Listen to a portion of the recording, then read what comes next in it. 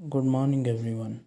Myself, Dr. Satish Naik, Assistant Professor, Government First Grade College, Sirsi.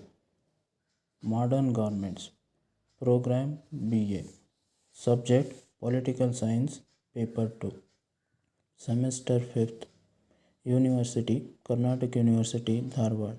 Session 18, Module 2. Recap of previous class. In the last session, we studied about the State Council of China, executive body of the highest organ of state power of China. The learning objectives to study and understand the Chinese premier. Learning outcomes to understand premier as the powerful head of the State Council. The State Council bears the imprint of the ideas, views, and personality of the premier. Introduction to the Chinese premier. State Council as the executive and highest organ of state power, and the Premier as the powerful head of the State Council. The State Council bears the imprint of the ideas, views, and personality of the Premier.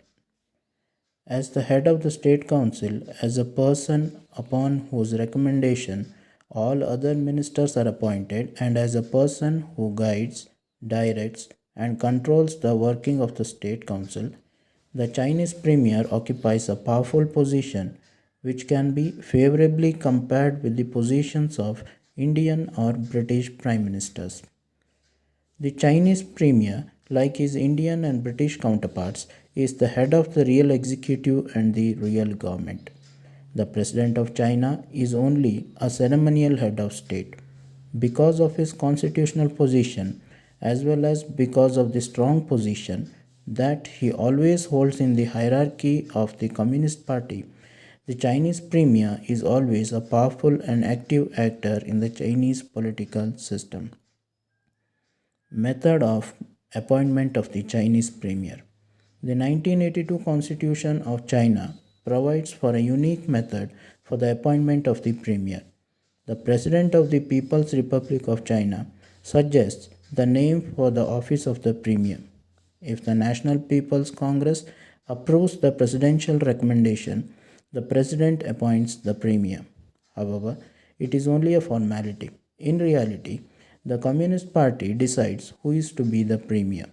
The choice usually falls upon the second most important leader of the Communist Party because the leader at the top usually likes to control the Communist Party as its chairman or general secretary. Tenure of the Chinese premier. The premier holds office for a term of 5 years. The constitution further states that no person can remain premier for more than 2 consecutive terms. In other words, like the US president, the Chinese premier can enjoy only 2 consecutive terms. However, the Chinese constitution is silent whether a person who has served as premier for 10 years can again become the premier after a gap of few years or not. Implicitly, it appears he can. In the USA, however, no person can ever remain president for more than 2 full terms. The National People's Congress has the power to remove the premier before the expiry of his term. In practice, such a decision is always made by the top leaders of the Communist Party of China. Powers and functions of the Chinese premier. The Chinese premier performs several important functions in the Chinese constitutional system, which makes his position a pivotal one. The account of his powers and functions is as follows. First of all, it is upon the recommendations of the Premier that the National People's Congress or the Standing Committee in the absence of the NPC appoints the Vice Premiers, State Councillors, Ministers, and the Secretary General of the State Council. Secondly, the Premier heads the State Council. He directs and coordinates the work of the councillors and the Vice Premiers. The Vice Premiers, the State Councillors, and the Secretary General always assist the Premier. The Premier convenes presides over and controls the proceedings of the both the plenary and the executive meeting of the State Council. The Premier has the overall responsibility in respect of the effective working of the State Council. He guides, directs, coordinates, and controls the working of all the ministries and commissions. As head of the real government and the real executive, the Premier plays an active role in formulating the policies of the state. He conducts the foreign relations of China and represents China in the international conferences he attends. Next, we move on to position and role of the Chinese Premier.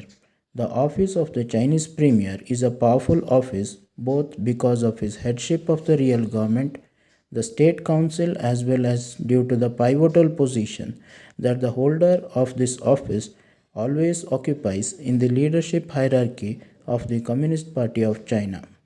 The 1982 Constitution has restored his position, which had got eroded during the period of the Cultural Revolution. It has made the Premier powerful by giving it the hardship of the real executive and by vesting it with the overall responsibility regarding the effective working of the State Council. Now, the Premier is appointed by the President after his nominee's name is approved by the National People's Congress. The Premier is neither chosen nor removed by the Standing Committee. All other members of the State Council are appointed by the NPC or the Standing Committee upon the recommendations of the Premier. The special method of his appointment gives him higher status in the State Council. His position as the head of the State Council further makes his role very powerful and active in the working of the Chinese government. Despite all this, the position of the Chinese Premier is not as powerful as the position of the Prime Minister in a parliamentary system like the one which is at work in India.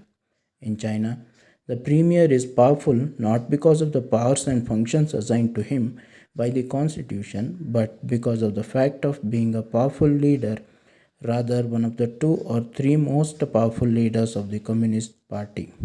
The premiership in China has been a powerful institution not because of the constitutional provisions but because of the fact that it has been held by powerful leaders like Zhou Enlai and Li Peng, who were strong leaders of the CPC. The success with which he implemented his martial law decision in June 1989 demonstrated Li Peng's strong position in the Chinese political system. Now we move on to session summary. To sum up, we can say that whereas the Indian and British ministers are powerful largely because of their pivotal constitutional positions, the Chinese Premier is powerful largely because of his powerful position in the Communist Party. The Chinese Premier is the most important person in the State Council and one of the two or three most powerful communist leaders of the Chinese political system. References: J.C. Johari's Select World Constitutions, Lotus Press Publishers, New Delhi 2012. U.N. Gupta's Select World Constitution, Atlantic Publishers and Distributors, New Delhi 2009. Web sources: www.politicalsciencenotes.com. S.N. Dubey's World Constitutions, Lakshmi Narayan Agarwal Publications, Agra 2009. With this, I conclude. Thank you, one and all.